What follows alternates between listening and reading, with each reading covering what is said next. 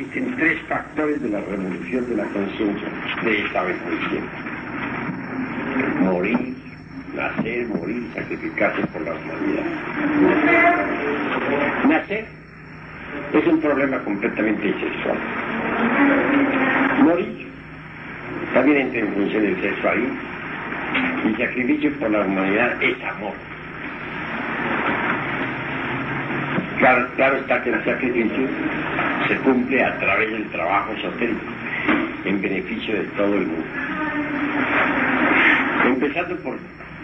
Empecemos con el primer factor, nacer. Ciertamente,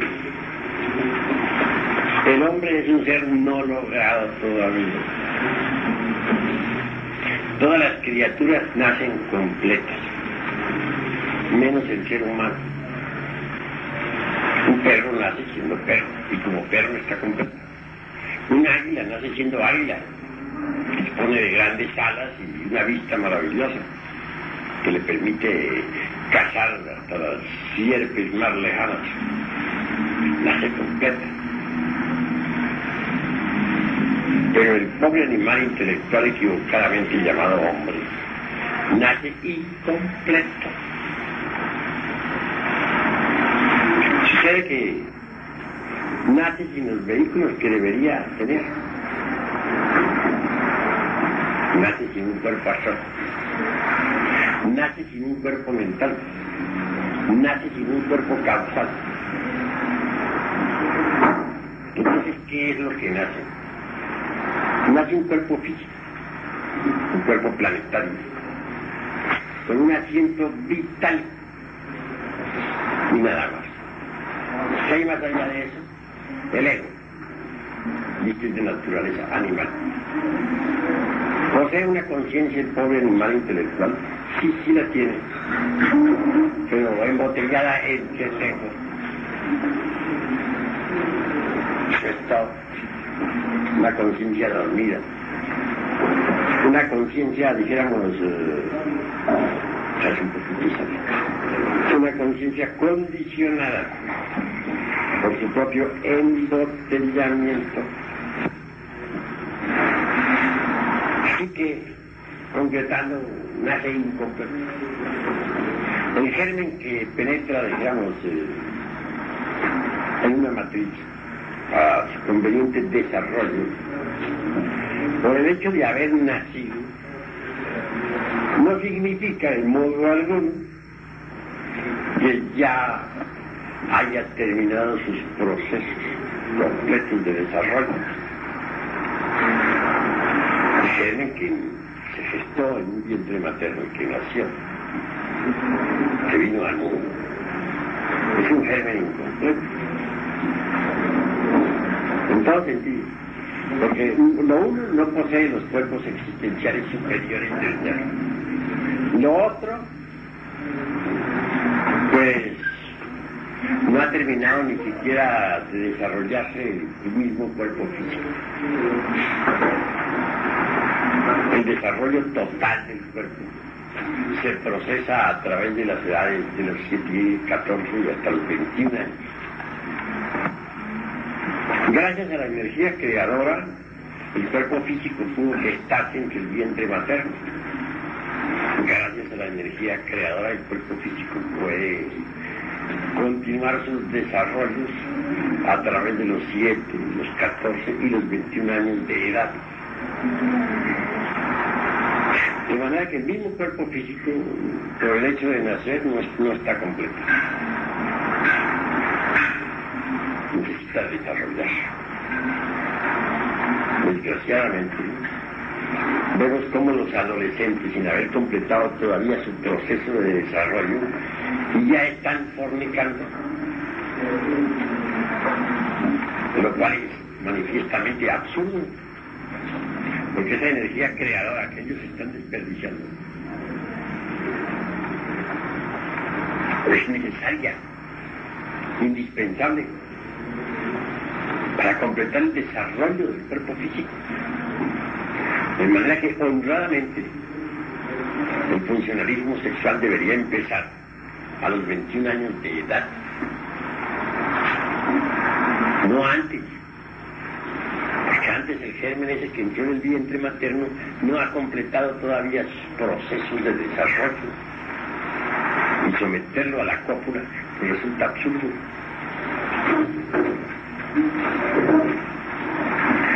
Mirando pues todas estas cosas, mis estimables hermanos, vale la pena reflexionar un poco.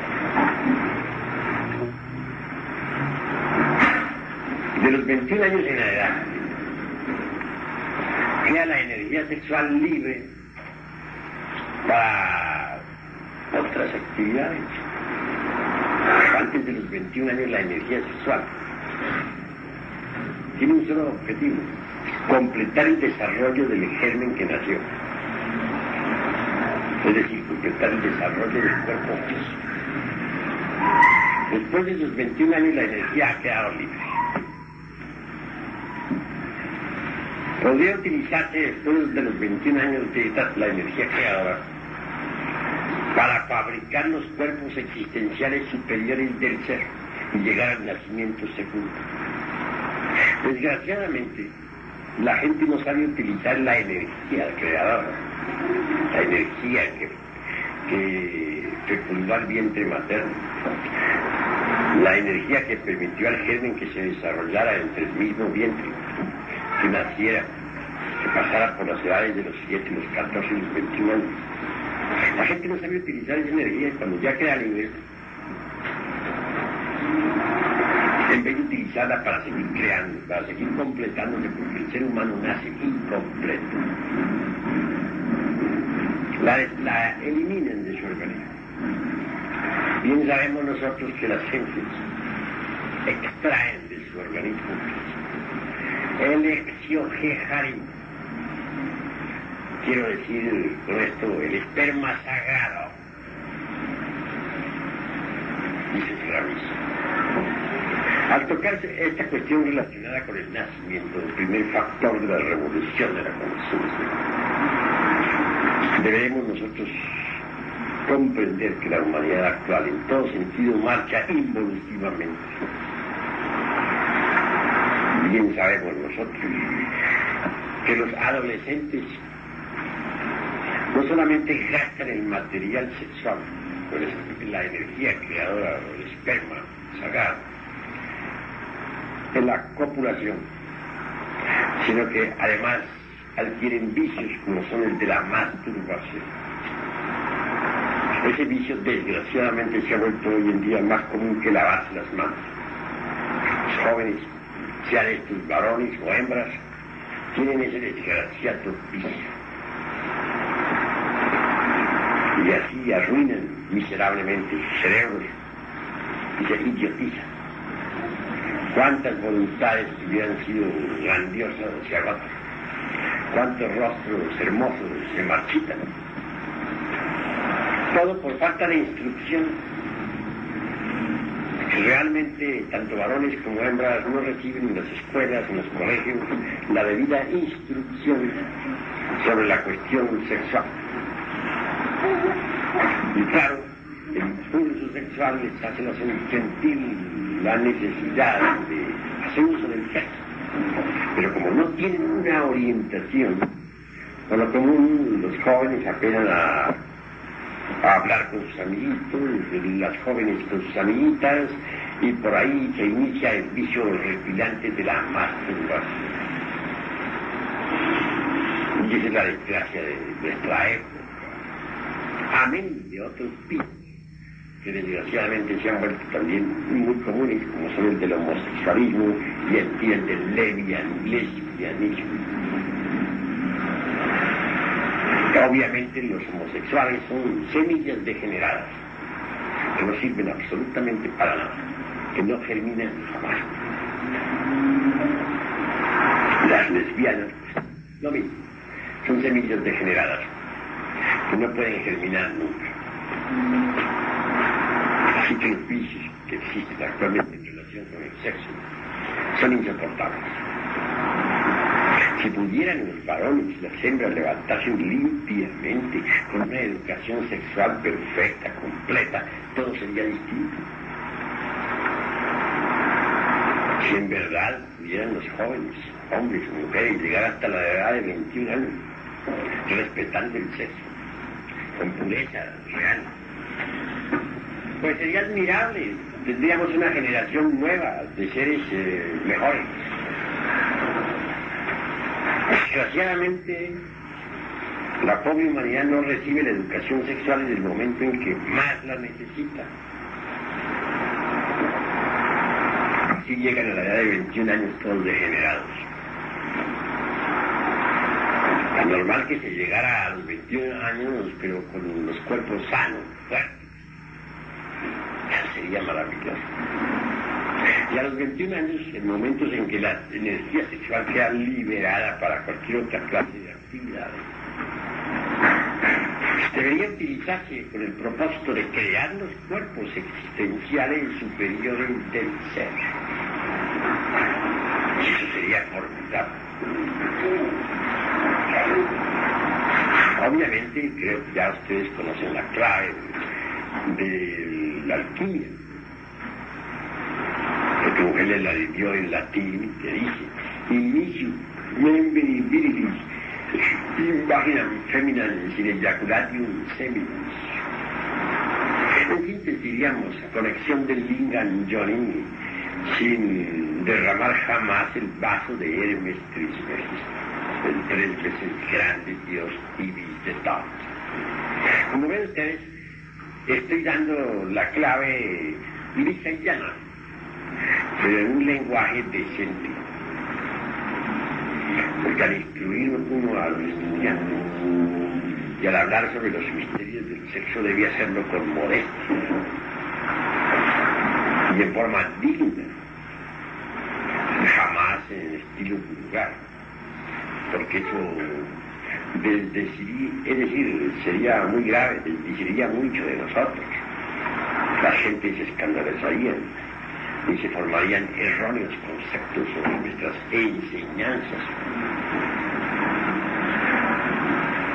Obviamente, el deseo refrenado transmutará completamente el esperma sagrado en energía creadora. Bien, es conveniente que ustedes sepan que la energía sexual, de la cual se habla tanto hoy en día en fisiología, en psicología, en psicoanálisis, etcétera, etcétera, etcétera, es el mismísimo mercurio de los alquimistas medievales. Esa energía creadora transmutada es el mismo mercurio de los sabios. Obviamente tal mercurio viene a condensar o a cristalizar mediante las notas do, re, mi, fa, sol, la, si, en una octava superior, con la forma maravillosa y esplendente del cuerpo astral. Así que el cuerpo astral no es un implemento necesario para la vida del ser humano. La gente vive sin cuerpo astral. El cuerpo vital asegura perfectamente o garantiza completamente la existencia del cuerpo físico sin necesidad de poseer un cuerpo astral.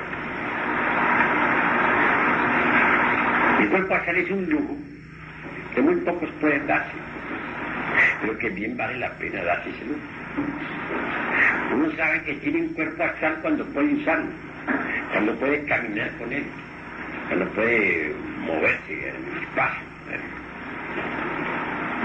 El tal vehículo, pues uno adquiere la inmortalidad en el mundo astral. Se hace inmortal en esa región.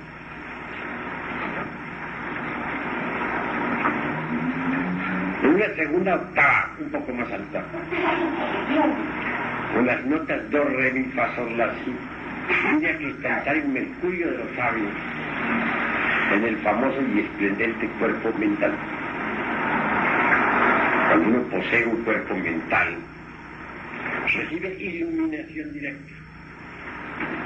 En un cuerpo mental podemos aprehender, capturar todas las enseñanzas del universo. Un poco más allá tenemos el cuerpo de la voluntad consciente. Nadie nace con un cuerpo de la voluntad consciente, pero mediante la transmutación de la libido sexual, el mercurio de los sabios en una tercera octava más elevada, viene a cristalizar con las notas do, re, mi, fa, sol, la, si, en la forma extraordinaria del cuerpo causal o cuerpo de la voluntad consciente. Ya con tales vehículos, astral, mental y causal, físico, astral, mental y causal, es obvio que vienen a recibir entonces los principios anímicos y espirituales y se convierte en hombres. El primer nacimiento, como vieron ustedes, fue el cuerpo planetario, el cuerpo físico. El nacimiento segundo es el nacimiento del Hijo del Hombre, el nacimiento del hombre en sí, el hombre concretamente el hombre. De manera que uno de los factores de la revolución de la conciencia es nacer como hombre. En el primer caso, lo que nace es el animal intelectual. En el nacimiento segundo nace el hombre, el Hijo del Hombre, el verdadero hombre. Se dice que el hombre verdadero es el hombre causal. ¿Por qué se le llama al hombre verdadero el hombre causal? Sencillamente porque ha fabricado el cuerpo causal, que es el último de los cuerpos necesarios para hacerse hombre. Entonces su centro de gravedad queda establecido en el mundo causal. Allí vive, en esa región. El mundo causal tiene una tonalidad azul profunda, intensiva, eléctrica. Ese es su color fundamental o básico, el de eléctrico, o akasha puro. Allí vemos que todo fluye y refluye, va y viene, sube y baja, crece y decrece. En el mundo de las causas naturales conocemos todo el encadenamiento de efectos y causas, de causas y efectos. Toda causa tiene un efecto. Todo efecto se convierte en causa a la vez. Cada palabra que digamos debe originar muchos efectos, toda una serie de efectos. En alguna ocasión, estando en el mundo causal, escuchaba a un hombre que hablaba, que dictaba una cátedra. Intencionalmente interrumpía a aquel hombre para hacer una objeción a una de sus palabras. El hombre causal guardó silencio, hizo bien haberlo guardado. Pero bien seguirá cómo apareció el resultado de mis palabras, de mi objeción. Terminaba pues aquella reunión. De inmediato, porque el hombre causal se retiraba. Y al terminar aquella reunión, cada persona salió diciendo, dando su concepto. Y los conceptos a su vez produjeron otros resultados. Y sus resultados produjeron otros, y otros, y otros, y otros. Total, que encontré que la interrupción que yo había hecho había originado toda una serie de consecuencias. Lo había hecho intencionalmente con el propósito de investigar la ley de causas y efectos. Y el resultado fue: en el mundo de las causas naturales vienen a conocer lo que es la ley de causa y efecto. Claro, allí se mueven los señores de la ley, sus pesos y balances. Están siempre activos, anotando pues en los archivos acasos el debe y el haber de cada uno de nosotros.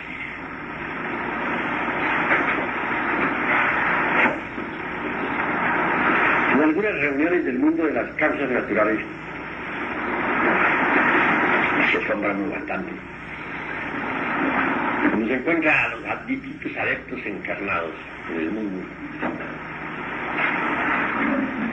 reunidos en el ágora, y vestidos todos civilmente como nos vestimos aquí en el mundo físico. No quiero decir que esto sea siempre. Es claro que en los templos los adeptos se ponen sus vestidos sagrados. Pero en ciertas reuniones, en ciertas asambleas, dijéramos, todos esos maestros que en el mundo físico tienen cuerpo, asisten vestidos civilmente, como caballeros, decentemente, como si estuvieran en el mundo físico, mucha corbata, bueno, perdón, yo no tengo ni corbata, mucho traje muy bien arregladito y mucho reloj de pulso, etcétera, etcétera, etcétera, y otros tantos temas. ¿A qué se debe eso? Esa es la región del hombre real, del hombre verdadero, la región del hombre causa. Un hombre de la verdad les digo a ustedes que yo tengo mi centro de gravedad en el mundo causal. Para poder hablar aquí con ustedes tengo que hacer un gran esfuerzo, pues me estoy proyectando desde el mundo de las causas naturales. Con todos mis vehículos vivo en el causal, incluyendo el mental y el astral. Quiero penetrar en el mundo mental, tengo que proyectarme desde el causal hacia el mental, el cuerpo mental. Si quiero viajar por el astral, tengo que proyectarme desde el causal hasta el astral, proyectar mi cuerpo astral. Y para poderme entendérmelas aquí con ustedes, tengo que meterme en este cuerpo y hablar con ustedes. Obviamente, usando este aparato que me permite platicar con ustedes. Pero normalmente vivo en el mundo de las causas naturales. Todo hombre causal vive en esa región. De manera que el nacimiento segundo es nacer como hombre causal. Es decir, como hombre verdadero. Y ese es el primer factor de la revolución de la conciencia. Nacer. Segundo factor, morir. Si el germen no muere, la planta no nace. Es necesario morir. Es decir, el ego animal debe dejar de existir en nosotros, en nuestras vidas. Si es que queremos gozar de la auténtica iluminación. Normalmente los hermanos gnósticos, los aspirantes, nuestros afiliados, sufren mucho por falta de iluminación. Quisieran ellos moverse en las regiones inefables, estar en nirvana o el Mahapara nirvana. Escuchan la música de las esferas, etc. Pero al verse metidos, esclavizados en esta región tridimensional de Euclides, al no poder percibir ninguna de esas maravillas de los mundos superiores, sufren lo indecible. Y claro, sus sufrimientos son lógicos, tienen razón en sufrir. Algunos quieren adelantarse a los hechos. Hablando en lenguaje vulgar, les diría que algunos quieren ensillar antes de traer las bestias, ordeñar la vaca antes de comprarla. Intentan ser exploradores del espacio, sin haber todavía adquirido las facultades para eso. A veces se meten en la espiritualidad y terminan convertidos en médiums, etc. Entre paréntesis, el resultado del mediumismo es la epilepsia. Todos los epilépticos que hemos investigado fueron médiums del espiritismo en pasadas existencias. De manera que no es nada agradable volverse epiléptico.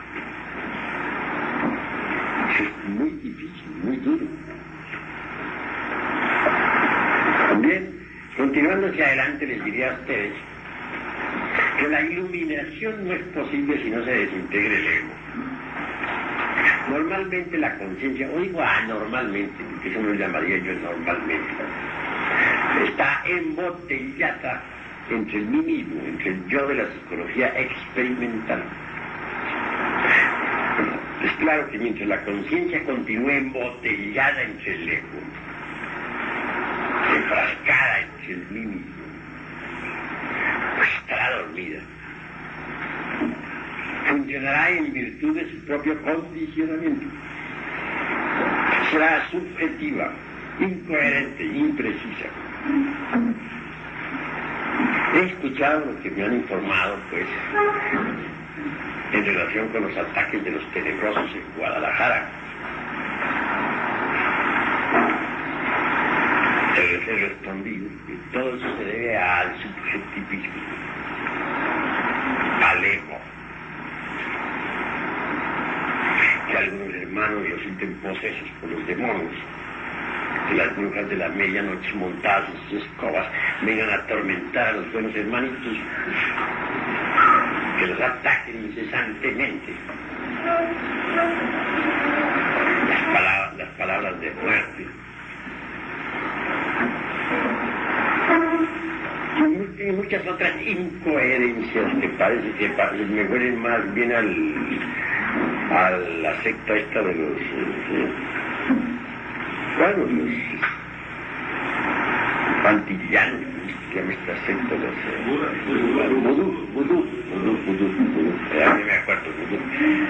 Naturalmente me resulta nefasto eso en el fondo, ¿no? Pero no se sucedería ninguna de esas cuestiones tan incoherentes, tan imprecisas, tan vagas, de brujas, de vampiros, de 50.000 cosas por el estilo, si los asistentes no tuvieran eco. La cuestión esa se debe al ego. ¿Cuándo han oído ustedes hablar que un Gautama Sakyamuni fuera atacado por las brujas de la Aquelarre? Que lo invadieran, que tomaran posesión de él, que Gautama de pronto con espada hiriera de muerte a otra persona diciendo te mato, vengo a matarte. Eso no se ha visto jamás iniciado, ¿no?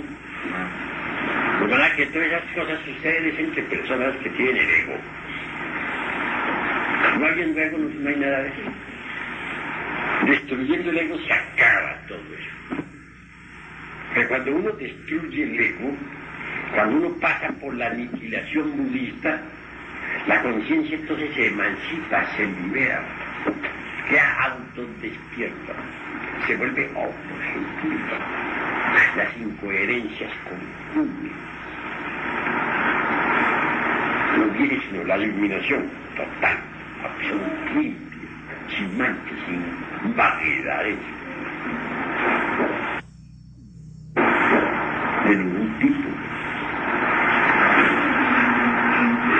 Uno tiene la mente objetivizada, la conciencia objetivizada. Lo único que reina en uno es la claridad meridiana del espíritu.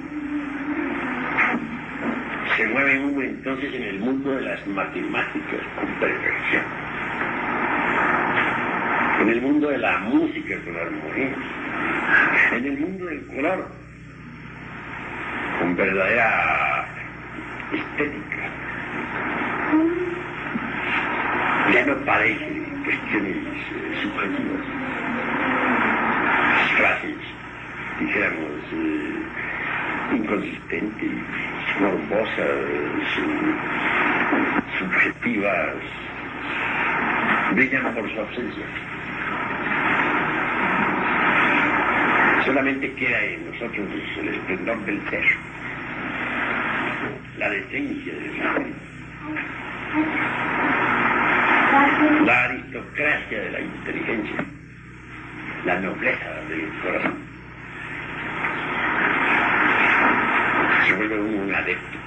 Perfecto. Pero las cuestiones de aquelarres, amenazas de muerte, vampiros de medianoche, brujas y sus escobas y toda esa cuestión, ¿no? Pertenecen al mundo, digamos, de la incoherencia, de lo subjetivo. Y eso es nefasto. Entonces nosotros estuvimos haciendo aquí unas cadenas porque se nos están haciendo muchos problemas para darnos esa declaración de impuestos. Entonces aquí hicimos unas cadenas y en México también hicimos unas cadenas para ver si nos conceden la declaración de impuestos. Este muchacho se llama Rodolfo y el presidente de la IQ, ellos quieren hablar con usted a ver si usted hace unos folletos para mandarlo a toda la América Latina, para que den fuerza para que esa declaración de impuestos nos sea dada allá en Nueva York, porque entonces sería una ayuda para todo el movimiento nuestro. Pues claro está que sí, estamos de acuerdo. Sí, hay que hacer todo, dar la ayuda por medio de las cadenas en toda la América. Porque sería muy conveniente, porque sería una entrada de dólares y cada miembro podría donar los impuestos que quita el gobierno casi la mitad por cada miembro. Entonces sería una entrada muy buena para el movimiento nuestro. Claro está que sí. Hay que dar esa ayuda, organizar cadenas en todos los divisiones de América. Ese es un paso. Como yo le estuve mencionando, el idiosincrasia del americano es que de por sí se siente como orgulloso y para demostrar su orgullo da.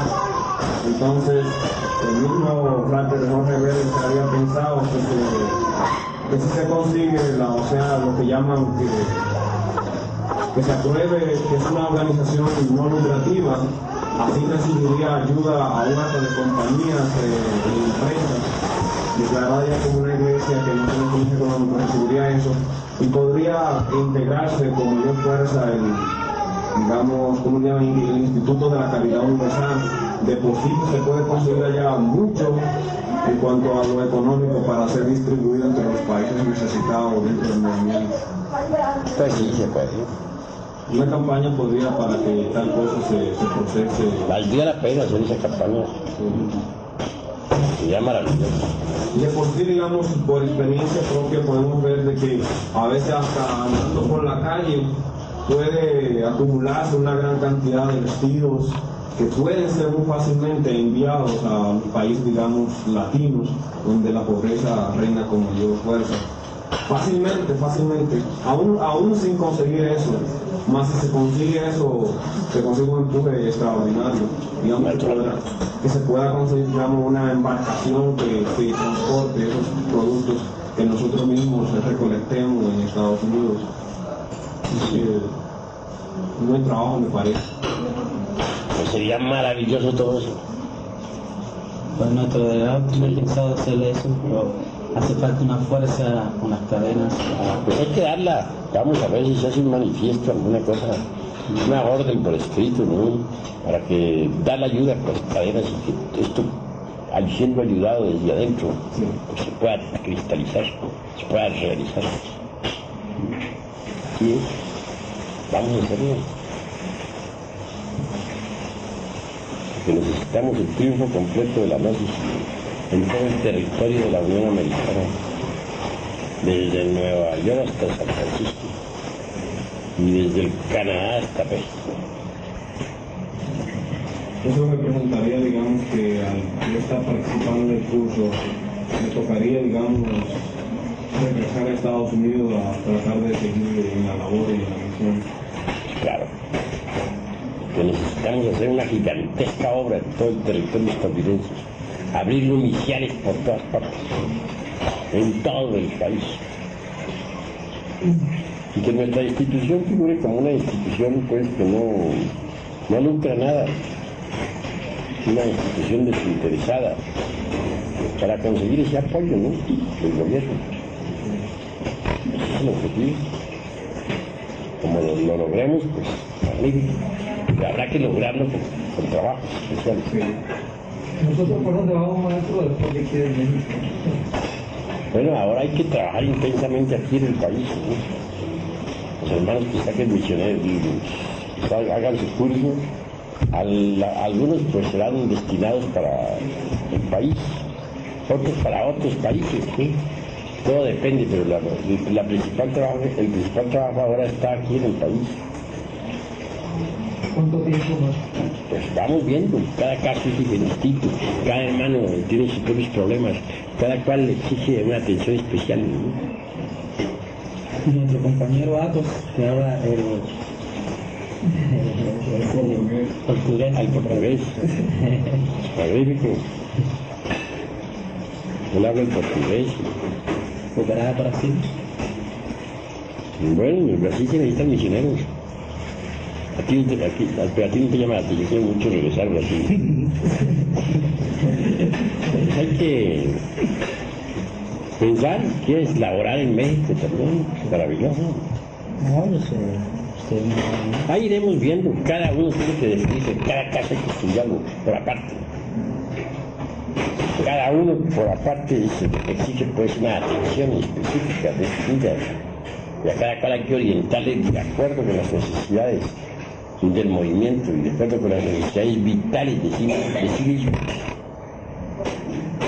Porque el tercer factor de la revolución de la conciencia implica sacrificio en favor de la humanidad. Y también es necesario para el progreso interior. Así que cada uno necesita su atención especial, cada uno tendrá sus labores definidas en tal o cual región del mundo. Eso va a ser después del curso, ¿verdad? Que usted nos va a decir. Pues claro está, después del curso se da la orientación particular a cada cual. La orientación definida a cada uno. En todo caso hay mucho que trabajar. Estados Unidos también necesitamos muchos misioneros. Y en Canadá ni se diga, allá vamos a establecer la base que es necesaria para Europa, para el salto a Europa. Sí, todo el que vaya para Europa tiene que pasar por Canadá, para el entrenamiento ahí. Todo misionero que quiera ir para allá. Para Europa, pasar por Canadá, porque ahí les tienen que entrenar. Cuestión de idiomas, relaciones, etc. Es muy importante ese país. Para el entrenamiento se necesita el Canadá. Así se está planificando todo, porque necesitamos avanzar por todas las tierras de Europa, establecer el movimiento en toda Europa. Después seguimos con el continente asiático. Entonces ya tendré yo mismo que situarme en Japón, para que hagamos la labor desde el Japón en toda el Asia. El continente asiático es extenso, enorme. Necesitamos establecer el movimiento gnóstico en todos los países del Asia. Como ustedes están viendo, la obra es gigantesca. Maestro, ¿se encuentra en forma, o va ascendiendo en forma progresiva la ramificación del movimiento gnóstico en África? En África está avanzando. En Nigeria, África, ya tenemos un grupo. Y por el norte, pues estamos confiando labores a nuestro hermano embajador de Venezuela ante el gobierno de Trípoli. Él tendrá labores especiales en el norte de África. Este mismo hermano embajador pues le da el cargo de gran delegado del movimiento gnóstico para toda Europa. Pues él tendrá una misión bastante delicada, es conseguir amistades, hacer un ambiente favorable. Se trata de lograr pues amistades con todas las embajadas de Europa. Se trata de echarnos a la bolsa, como se dice, a todos los cuerpos diplomáticos de Europa. Es necesario para que el movimiento pueda desarrollarse desde arriba hacia abajo, con gran fuerza. Quiero decir, maestro, que sería favorable para el movimiento que uno pudiese lograr por intermedio de su país alguna delegación diplomática. Pues sí, es favorable.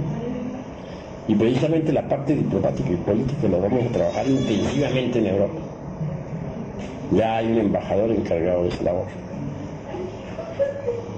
Claro, para hacer esta labor se necesitarán ciertas fiestas diplomáticas, ciertas reuniones muy especiales, en fin, todo eso, ¿no? Pero sí nos interesa a nosotros echarnos a la bolsa a todos los diplomáticos de Europa. De esa forma podemos mover el ajedrez de la vida inteligente y sagre con gran fuerza. Se está haciendo pues un trabajo muy especial en ese sentido. Ya con fuerza en todo el continente europeo sí quedamos listos para el Asia. En Europa haremos ciertos impactos muy fuertes en el mundo de la ciencia, necesarios para poner el escenario a la noche. Me tocará hacer sobre todo un impacto muy especial, científico, totalmente científico. ¿Cuál será? Necesitamos entregarle al mundo los sistemas técnicos de comunicación con otros mundos habitados. Necesitamos entregar los aparatos más perfectos que la televisión para la comunicación ya directa con los extraterrestres. Es algo tremendo eso, ¿no? Aparatos más perfectos que el radio y que la televisión, mediante los cuales será posible lograr la comunicación directa con los extraterrestres. Quiere decir que va a incluir imagen y sonido. Claro, más perfecto que la misma televisión. La misma televisión va a quedar como juego de niños pequeños. ¿Serán traídos aparatos de otro planeta o serán construidos aquí mismo? Serán entregados a través de mi insignificante persona a la humanidad, porque aquel que está aquí adentro lo hará y entregará los aparatos, y habrán fábricas, se fabricarán como fabricarse hoy día las grabadoras, las radios y las televisiones, y esos aparatos se venderán en el mundo entero, y mediante esos aparatos los extraterrestres colaborarán con nosotros, instruyendo masivamente a la humanidad terrestre. Entonces vendrá una gran revolución cultural. Todos los principios científicos en boga actualmente serán destruidos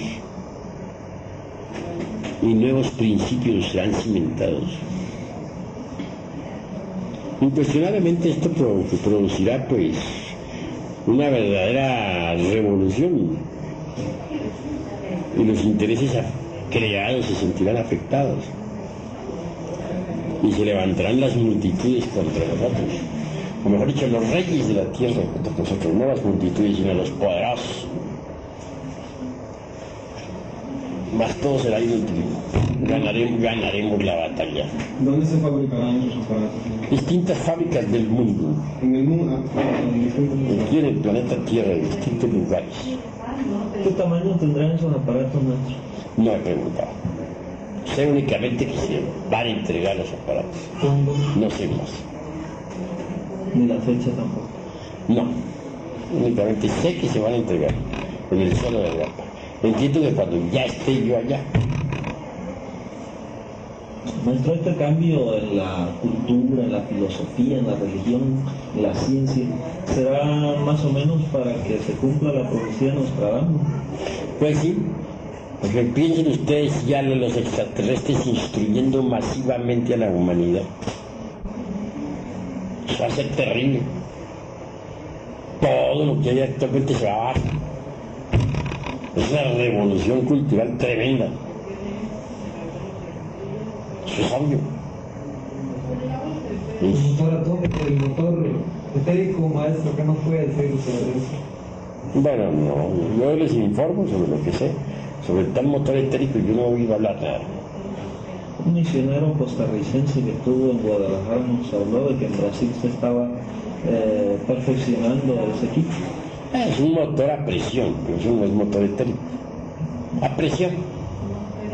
Es posible poner en marcha un motor a presión, ¿por qué no? Sería maravilloso eso para eliminar, por ejemplo, el smog. Pero es muy difícil que eso triunfe, porque los intereses creados se oponen violentamente.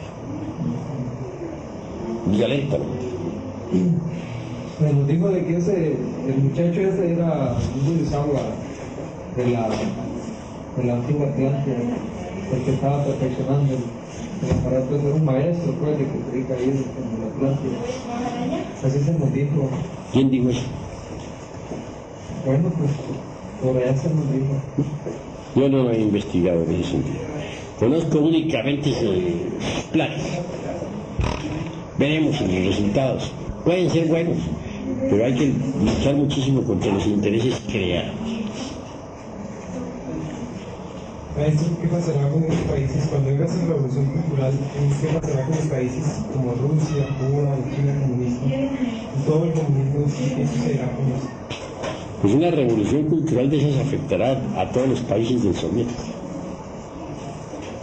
Y obviamente habrán acontecimientos extraordinarios. Es posible que reaccionen los poderosos de la Tierra contra nosotros, pero serán vencidos, porque escrito está que pelearán contra él todos los reyes de la Tierra y que él los vencerá con la espada de su boca.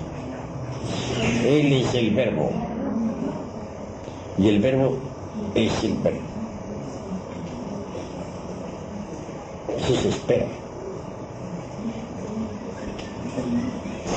¿Qué con relación a aquello que un determinado clarividente dijo que en este año se iba a hacer presente en el Pacífico para toda la humanidad una nave madre conocida donde iban a partir muchas naves hacia todo el planeta, así posible, digamos, constantemente, no como lo han estado haciendo hasta ahora?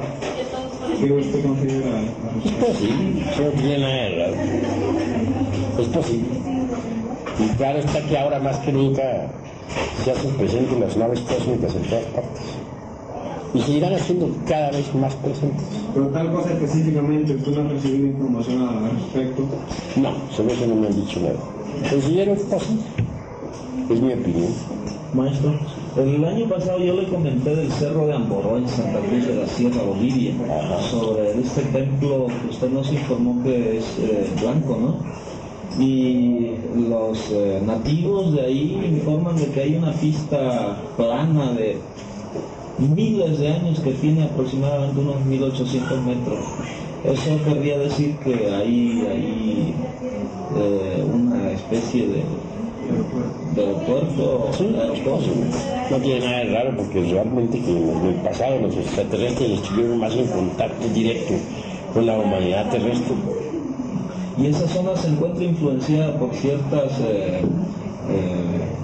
magnetismo. Los aviones evaden pasar por ahí porque sus instrumentos se distorsionan.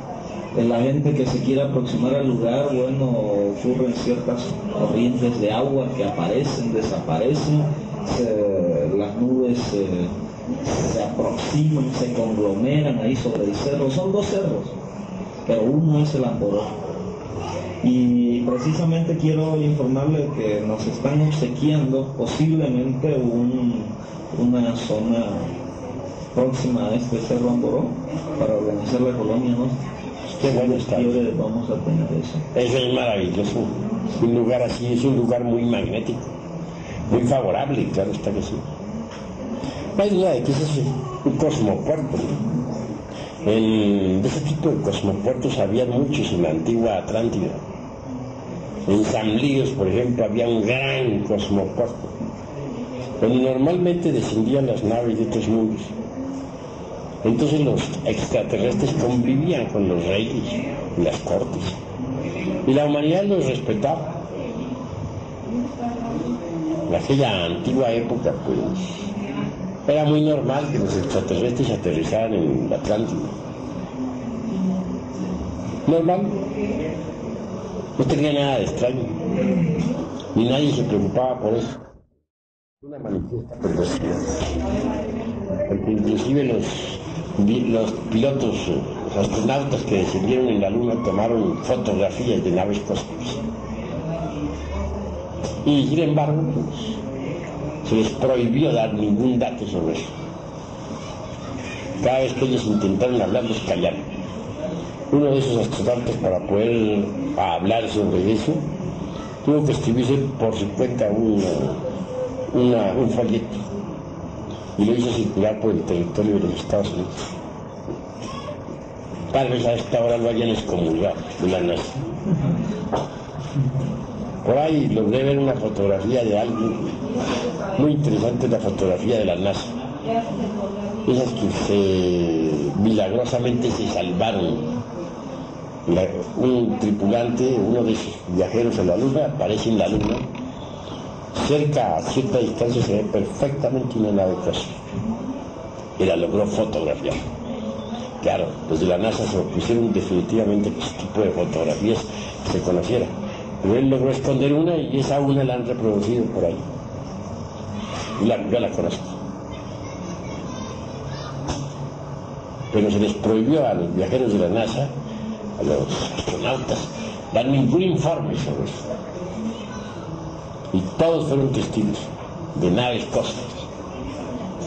Así que esa es una realidad que no se puede negar. Pero los científicos del anticristo, terriblemente perversos, quieren con dolo y verdadera astucia no hacer publicación de eso e impedir que la gente sepa algo sobre eso.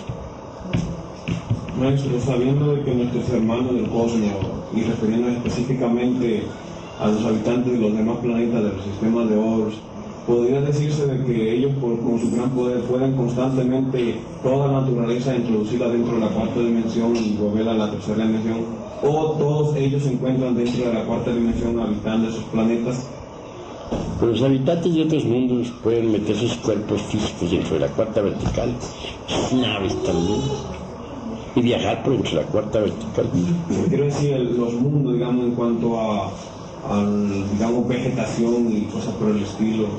Pues hay mundos gobernados por un número de leyes, o mundos gobernados por otras leyes, mundos que pertenecen al mundo tridimensional de Euclides, y mundos que pasan más allá del mundo tridimensional de Euclides, y que existen en una cuarta vertical.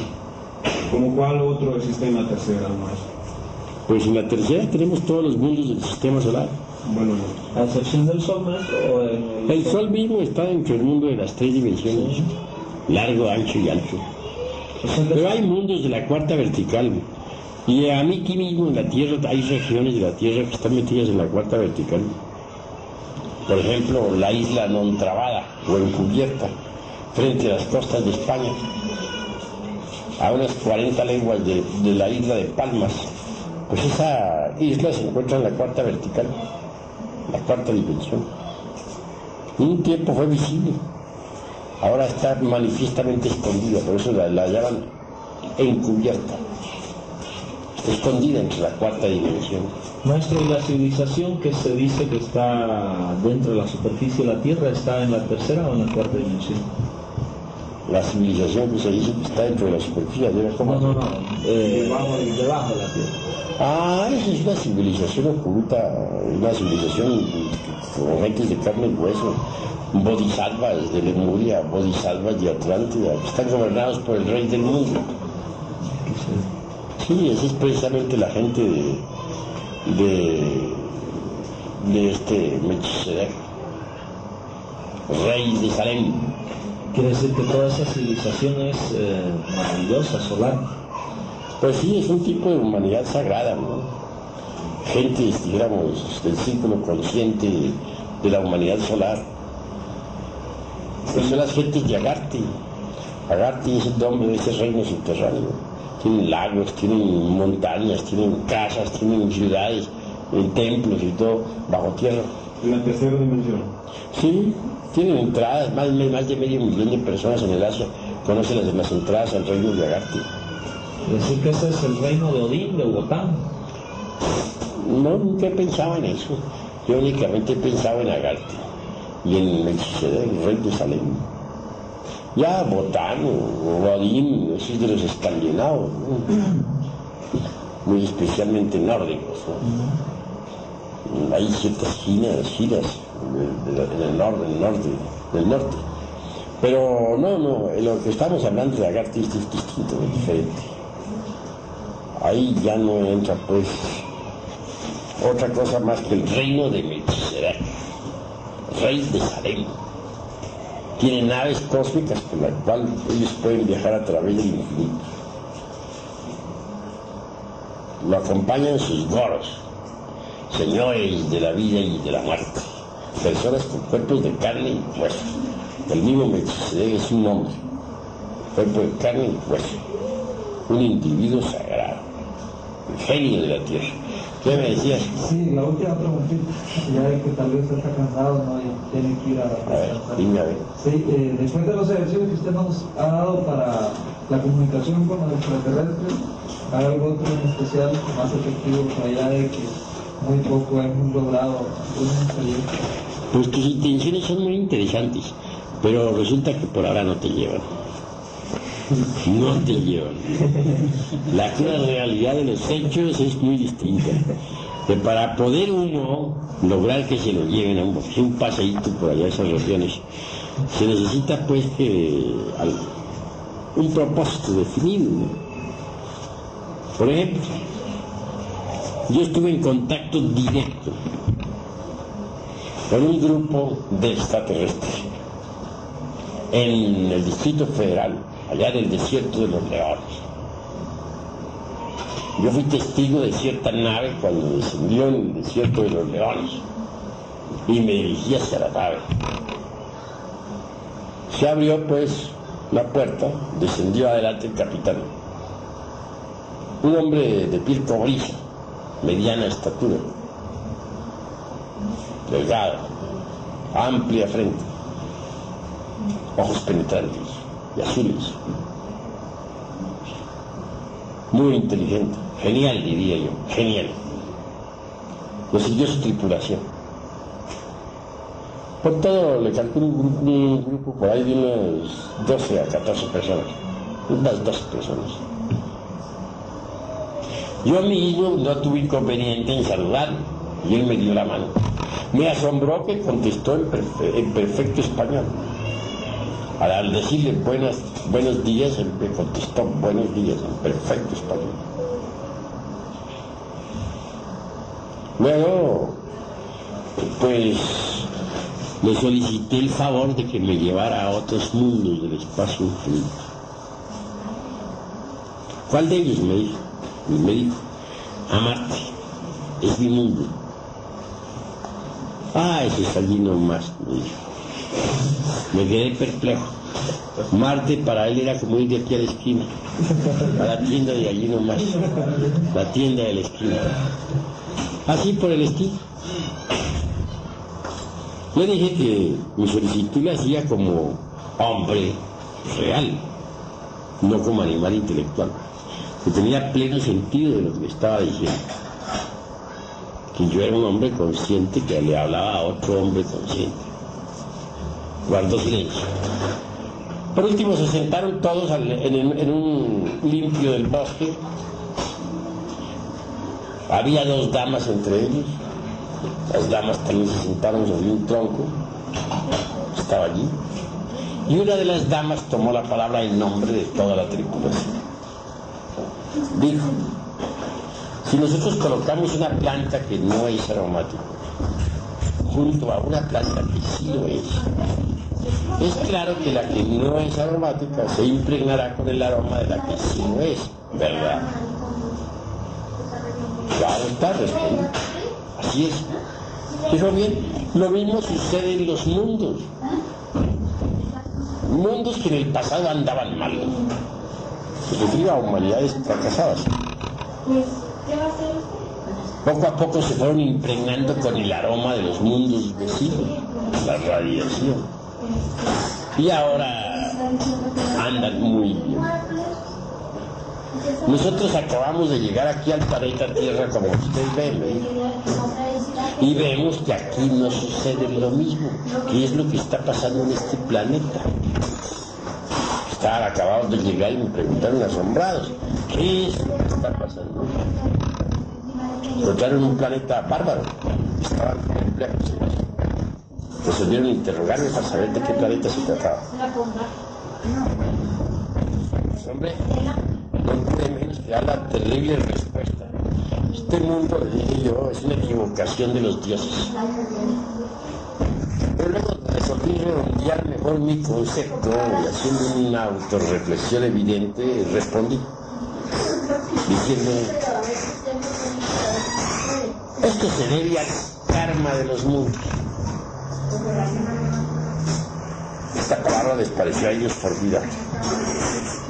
La dama, con su cabeza, sin decir una palabra, se inclinó así en señal de aceptación. La otra dama asintió con su cabeza en reverencia, y todos se inclinaron reverentes ante lo que yo dije. Posteriormente se pusieron de pie, se despidieron. Volví yo de terco otra vez a hacer la petición al capitán, ¿no? Yo estaba dispuesto a largarme, ¿no? Sentí, sin embargo, un poco de tristeza al darme cuenta que todavía el cordón de plata no se había roto. Hubiera querido romperlo, pero permanecía intacto. No me queda más remedio que regresar. Yo pensaba que ya estaba desligado absolutamente de la forma física. Me toca volver otra vez. Y volví, sí, y entré en mi cuerpo. Esa es la realidad, pues, en relación con familiares, parientes, allegados, primos, hermanos, tíos, sobrinos, nietos, bisnietos, tataranietos, y en fin, todo eso que nos fascina en el mundo. Necesitamos elevar un poco el corazón con la frase sur cordón, arriba corazón, y saber que todos somos una gran familia. Ver en cada persona un hermano, sentir a cada uno de nuestros hermanos como carne de nuestra carne, como sangre de nuestra sangre. No ver a nosotros como extraños, como particulares, como gente distinta, porque eso es absurdo. Todos somos una enorme, inmensa familia que se llama humanidad. Entonces debemos sacrificarnos por esa inmensa familia, con verdadero amor. Lo hacemos, marchamos por el tercer factor de la revolución de la conciencia, de forma plena. Trabajando uno por los demás también es recompensado. Aunque uno renuncie a los frutos de la acción, siempre es recompensado. Trabajando por los demás podemos cancelar el karma viejo que traemos de vidas anteriores. He conocido muchas personas enfermas que viven autoencerradas en sí mismos, quejándose siempre de sus dolores. No se puede platicar con esas gentes, porque una y otra vez, siempre cuando le salen a uno con su misma canción psicológica, quieren sanarse, no hay médico que los cure, ni el médico chino. Nada. ¿Por qué? Porque nunca han pensado ellos en hacerle servicios a nadie. Jamás han pensado en sanar a otros, o en cooperar siquiera para los remedios de algún enfermo que no puede, o en alcanzar un vaso de agua al sediento, o un plato de comida al hambriento. Sin embargo, quieren sanar y no piensan en otra cosa sino en sus consabidas enfermedades. He visto a muchos que sufren problemas diversos de la vida, económicos, por ejemplo. Aquellos que tienen problemas económicos cuestionablemente causaron un daño económico a muchas gentes en el pasado. Y ahora cosechan lo mismo que sembraron. Toman de su propio chocolate. Sin embargo, se quejan y protestan y blasfeman y quieren mejorar la situación económica, pero no remedian el mal que hicieron. No forman parte de alguna cooperativa, no son capaces de partir su pan para darle la mitad al hambriento, no son capaces de quitarse una camisa para vestir a un desnudo, no son capaces de dar un consuelo a nadie y quieren mejorar económicamente y nos solicitan servicios que les ayudemos en el trabajo de cambiar su situación, pero ellos no se preocupan por servir a nadie, son parásitos que existen bajo el sol. De esta forma, ¿cómo se podría mejorar económicamente? Para acabar, por ejemplo, toda causa trae su efecto. Karma es el efecto de una causa anterior. Si se quiere anular el efecto, hay que empezar por anular la causa que produjo. Y se anula la causa por inteligencia, sabiendo anularla. Con todas esas cosas se van a encontrar ustedes en el camino. Muchos que quieren que ustedes los curen, pero jamás se preocupan ellos por curar a nadie. Muchos que tienen gravísimos problemas económicos, pero nunca piensan en cooperar en alguna forma con alguien. Hay que ser. Cada cual tiene sus problemas. Los problemas los crea el ego y nada más que el ego. Desdichadamente. Uno puede anular todos los problemas si no tiene ego. Si no tiene un ego, no hay problemas. ¿Por qué? Porque no hay quien reaccione entre la mente y el ego. No hay un revanchista que complique la situación. No hay nadie que odie a nosotros o a través de nosotros. Entonces no hay problemas. Los problemas los crea el ego. Y nada más que el ego. Trabajando en favor de los demás, pues uno cancela viejos karmas. Porque sirviendo a otros se sirve a sí mismo. El que da recibe y mientras más da, más recibe. Esa es la ley. Al león de la ley se combate con la balanza.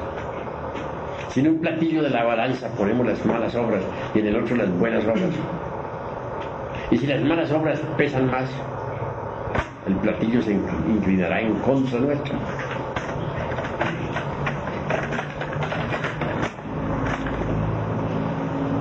Pero nosotros podríamos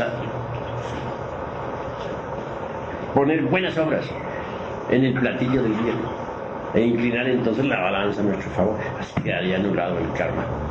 Para que al león de la ley hay que darle duro con la balanza. Esa es la clave para defenderse del karma. Por eso dicen los señores de la ley: haz buenas obras para que pagues tus deudas. El que tiene con qué pagar, paga y sale bien en los negocios. Pero el que no tiene con qué pagar tiene que ir a la cárcel, perder todos sus bienes. Hay pues que hacer mucho bien para pagar nuestras deudas viejas. Con el capital de buenas obras podemos pagar el karma viejo. Sin necesidad de sufrir, no hay necesidad de amargarnos la vida. Conozco un sujeto XX, sufre lo indecible, siempre en mala situación económica, siempre en la miseria. Cuanto negocio hay, fracasa. No hay negocio donde se meta que no fracase.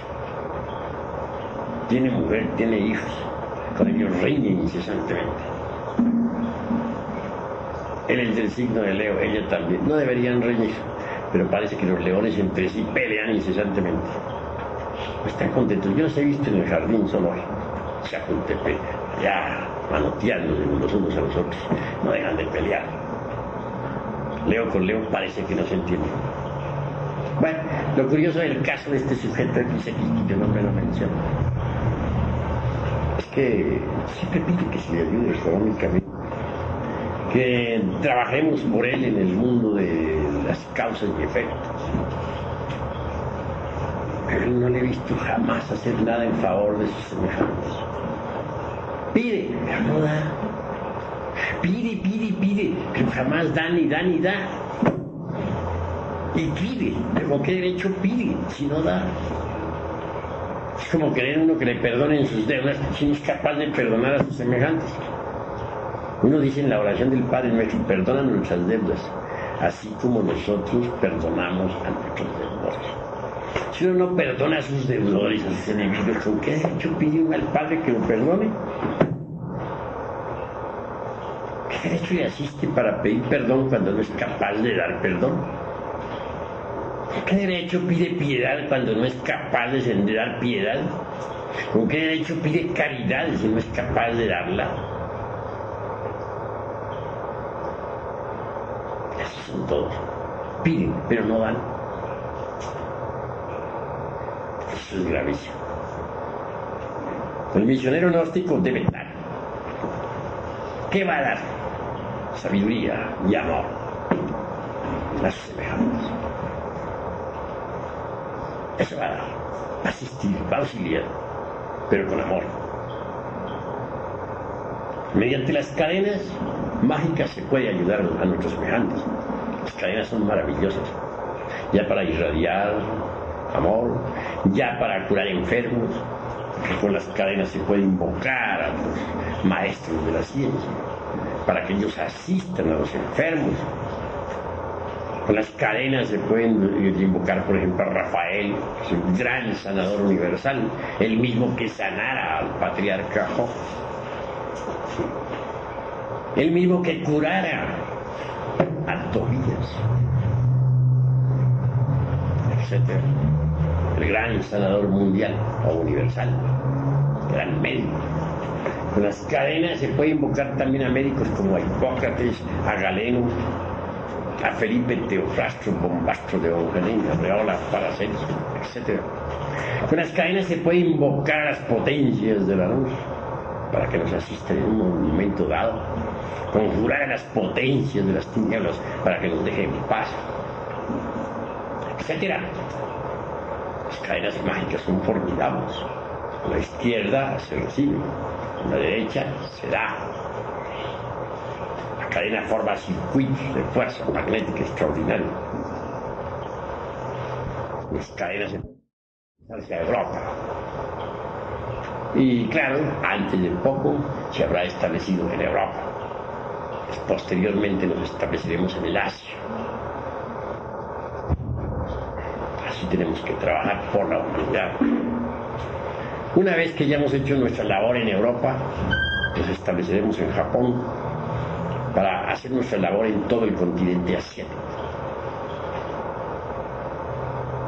Nosotros estamos entregando a la humanidad el evangelio de la nueva era del Aquarius. Habrá un gran cataclismo con la llegada del Columbus. Ese es un mundo gigante, 6 veces más grande que Júpiter, miles de veces más grande que la Tierra. Pertenece al sistema solar Tilar. Todo el sistema se viene alejando hacia nuestro sistema solar de Ors. Y claro, este mundo el Columbus tiene una órbita enorme, inmensa. Cada vez que se ha acercado a la Tierra ha producido una catástrofe. Cuando se acercó a la Tierra en épocas del continente Mu, se produjeron grandes terremotos, surgieron muchos volcanes y al fin se hundió la Lemuria entre el fondo del Pacífico a través de unos 10 años. Cuando se acercó a la Atlántida, la hundió entre el fondo del océano que lleva su nombre, el océano Atlántico. Se hundió la Atlántida con todos sus millones de habitantes. Ahora viene otra vez el Columbus. Y puedo asegurarles que va a producir una revolución total de los ejes de la Tierra. cuando ya esté demasiado cerca, jalará con su fuerza de atracción el fuego líquido del interior del mundo. Entonces brotarán por doquiera volcanes en erupción, acompañados de terribles terremotos. Y acuérdense ustedes de lo que dijeron nuestros antepasados de Anáhuac. Eso es algo que para nosotros los mexicanos tiene un gran valor. Los hijos del quinto sol perecerán por el fuego y los terremotos.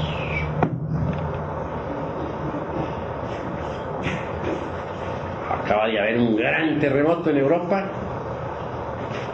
que dio como resultado unos 7,000 y pico de muertos, sepultados.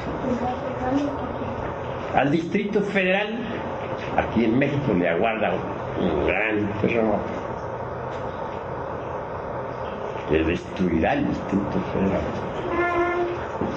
Ese terremoto afectará también todo el norte de nuestro país, México. Y los mexicanos debemos estar preparados para ese gran terremoto. Así se sucederán grandes acontecimientos en el futuro. Cuando llegue el Columbus, por donde quiera el fuego brotará, y los volcanes aparecerán, y los terremotos acabarán con todo lo que existe actualmente. Será ese el día del gran incendio universal, predicado por Pedro en su epístola a los romanos, cuando dijo: y los elementos ardiendo serán deshechos, y la tierra y todas las obras que en ella hay serán quemadas. Posteriormente, lo último que hará el Columbus en su acercamiento supremo será producir la revolución de los ejes de la Tierra. Los océanos cambiarán de lecho, se desplazarán los mares, y las tierras actuales quedarán bajo el fondo de las aguas. No quedará nada de esta perversa civilización de víboras. Todo será destruido. Claro, habrá un pequeño grupo que será salvado de las aguas, siempre lo había.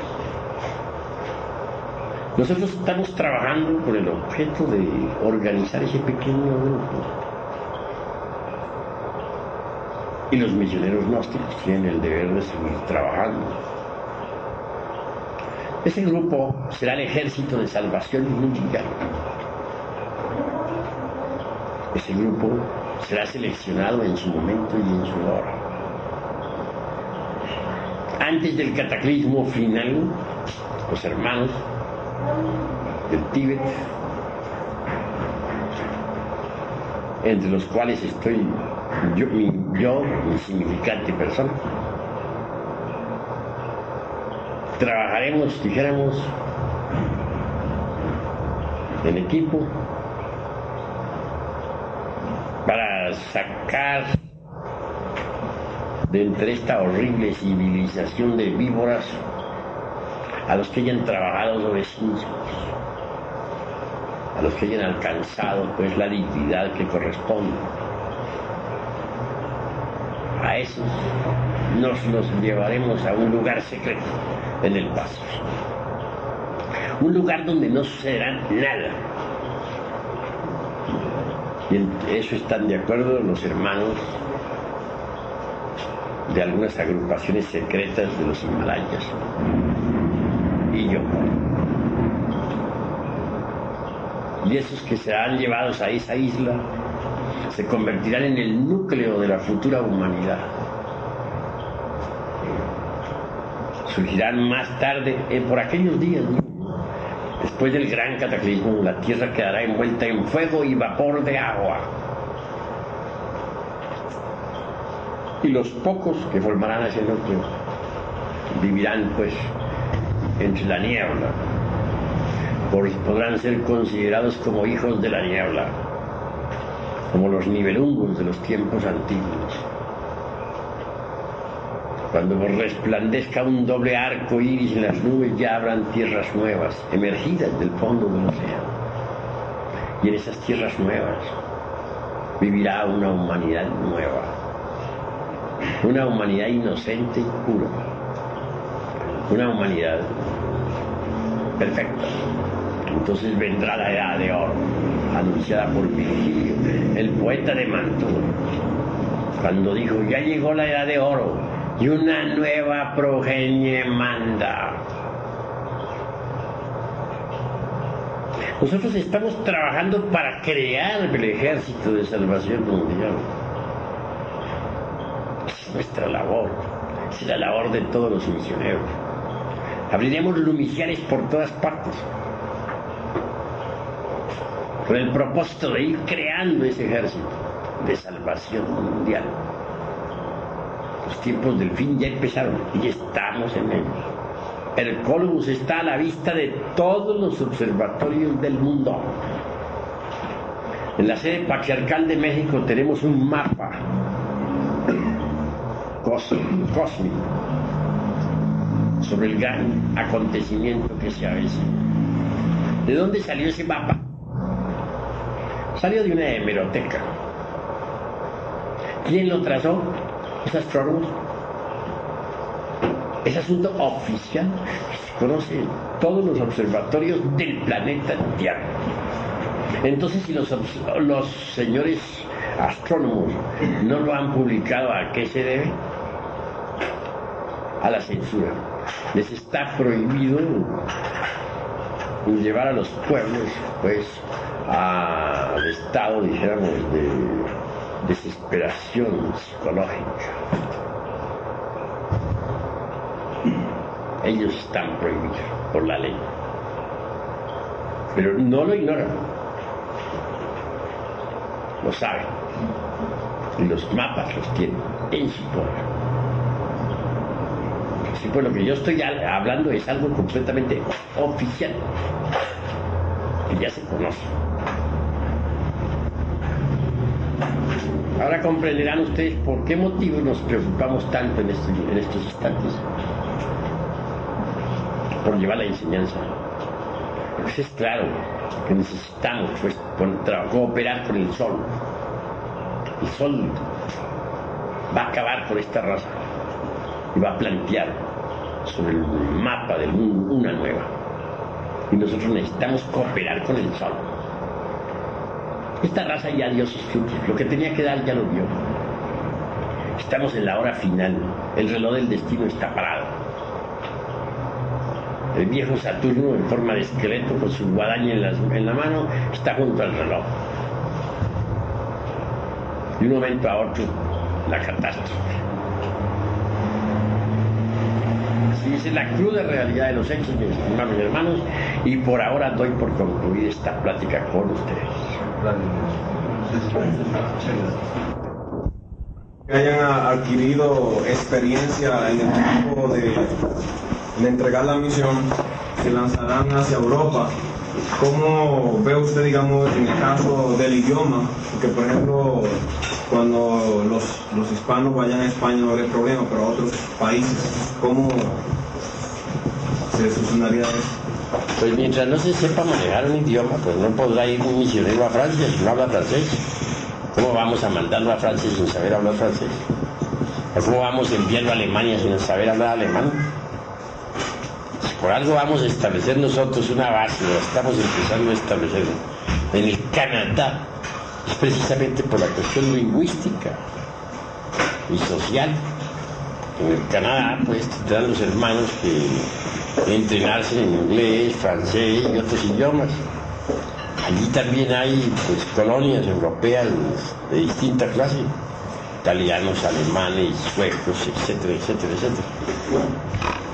Obviamente, pues, mediante esas colonias será posible lograr ciertos contactos con Europa.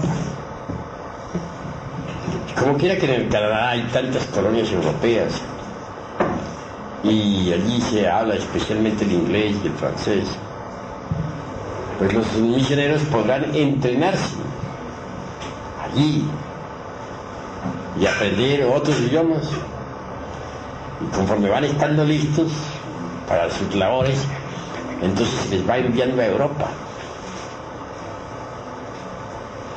Así pues, los idiomas en el Canadá se habrán de dominar. La relación con otras razas, con otras gentes de Europa, será posible irla estableciendo desde el Canadá. Desde el Canadá pues va a estar la base de operaciones para Europa. Va a ser como una especie de cabecera de puente, como un trampolín para Europa. Hay mucho que hacer en el Canadá, labores muy tremendas. Ya está funcionando, ya tenemos un pequeño grupo en el Canadá que será ampliado. Para allá va también Salazar Bañón, nuestro misionero, y detrás y también va nuestro hermano Miguel Ángel Ney y su esposa, la japonesa, la hermana, ¿cómo se llama? Michiko. Bien, todos ellos van para el Canadá. Y detrás de ellos van otros misioneros. Vamos a establecer una cabecera de puente y una base para Europa. Se va recibiendo órdenes de partir para Europa. Tiene que haberse entrenado primero en el Canadá. Y claro, los misioneros irán debidamente financiados, y ese será un problema que se tratará ahora precisamente en el concilio, porque no vamos a mandar a nuestros misioneros pues sin proveernos económicamente, que tenemos que proveernos económicamente, y irán debidamente financiados, no solamente para la comida, sino para el trabajo, para la propaganda, para los salones que hay que conquistar, los auditorios que hay que conseguir o rentar, etcétera. ¿Verdad? Que les enviaremos a Europa, pero debidamente financiados. Que ninguno vaya a pasar hambre por allá, o frío, o nudez. A todos hay que mandarlos muy bien financiados. Y el movimiento gnóstico financiará a todos los misioneros que salgan para Europa y para el Canadá. Imagínate que hay que aprender inglés, ¿verdad? Pues hay que dominar el inglés y el francés como primer punto de vista, después se seguirá con los otros idiomas. Por ahora vamos empezando con inglés y francés. Maestro, sabiendo de que toda esta misión que, por decirlo así, tenemos que realizar en el continente europeo, se sabe que más o menos coincidirá con la Tercera Guerra Mundial, es decir, que más o menos todo misionero debe estar con el valor encarnado de decir, enfrentarse a que la misión ejecutarla en plena Tercera Guerra Mundial. Sí, existe la posibilidad de que estalle una Tercera Guerra Mundial cuando estemos en plena lucha, ¿no? Pero de todas maneras no habrá problema por ese lado, porque para la misma Europa también habrá una base que tenemos en las Canarias. En las Canarias, donde yo mismo pienso establecerme, pues saldremos para Inglaterra, Francia, Holanda, Países Bajos, Italia, etcétera, etcétera. De manera que en caso de peligro, pues todos nos recogemos en las Canarias mientras pasa la cosa. ¿Sí? Posiblemente en la isla de Tenerife, donde ya se está construyendo un lumiciano. Tenerife. Y son islas que están un poquito apartadas y que podremos favorecer a los hermanos ahí y protegerlos pues con ciertos poderes y fuerzas y todo para que nada suceda. Maestro, sabiendo en realidad, digamos, el tipo de orgullo que de por sí los americanos muestran en sus acciones, y además la cantidad enorme de iglesias que existe en Estados Unidos, ¿no se vería de una forma, digamos, opacada la labor de la primera iglesia gnóstica cristiana de Efeso en Nueva York? ¿Podría funcionar con fuerza con ese nombre o qué ve usted? Bueno, hasta ahora está funcionando bien. Sí, pero viendo en el caso de que ahora ha estado entre hispanos, pero vamos a ver en el caso de los americanos, digamos, el tipo de psicología de los americanos, ¿cómo ve usted eso? Las fuerzas superiores del universo protegen completamente la iglesia gnóstica, aunque sea con el nombre de Éfeso. en Nueva York y en todo el territorio de la Unión Americana. Estoy absolutamente seguro que todo marchará con éxito. Tenemos enemigos pesados, nosotros tenemos pues esa logia negra que se ha camuflado por el nombre de Iglesia Gnóstica en Estados Unidos. Esa institución puede ser fuerte, pero no puede dañarnos a nosotros en ninguna forma, ni desde el punto de vista jurídico, porque tenemos nuestra propia personalidad jurídica. Nada tenemos que temerles. Además, nosotros vamos a entregarle a la humanidad pues la doctrina secreta del Salvador del mundo en forma completa. Vamos a entregar los tesoros escondidos entre la pista y Sofía.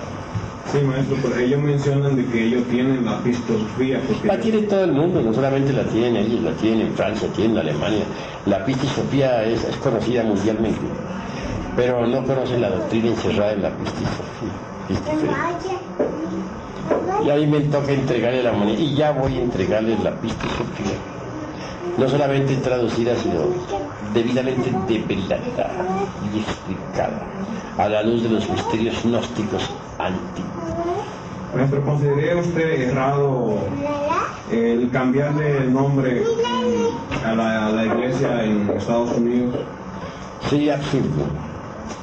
Así como está, debe continuar. Porque así como está, nos permite la defensa. Si le cambiáramos el nombre, nos expondríamos a ser atacados muy fuertemente. Como que llaman Iglesia de Éfeso. La primera iglesia gnóstica cristiana de Éfeso. Así conviene que esté.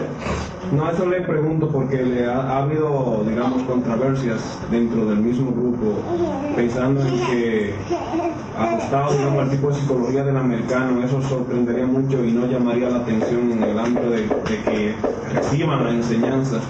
Y han habido personas que han opinado que debiera ponérsele otro nombre. Pero esas personas no saben balancear los peligros, ¿no? Ni preverlos. Con el nombre de Iglesia de Éfeso estamos muy bien protegidos. Más vale que permanezcamos con ese nombre. Así evitamos ser atacados. Es una clave muy buena para la defensa. Indudablemente cuando haya mayor necesidad de otros oficiales pues se abrirán, maestro. Se irán abriendo poco a poco. Por ahora va bien la cosa, pues en San Francisco hay un grupo, Nueva Jersey hay otro grupo. También hay esperanza de organizar un buen grupo en Miami. Ya empezaron, sí. Y poco a poco pues se irá extendiendo pues nuestra institución por todo el territorio estadounidense. Nuestro delegado ya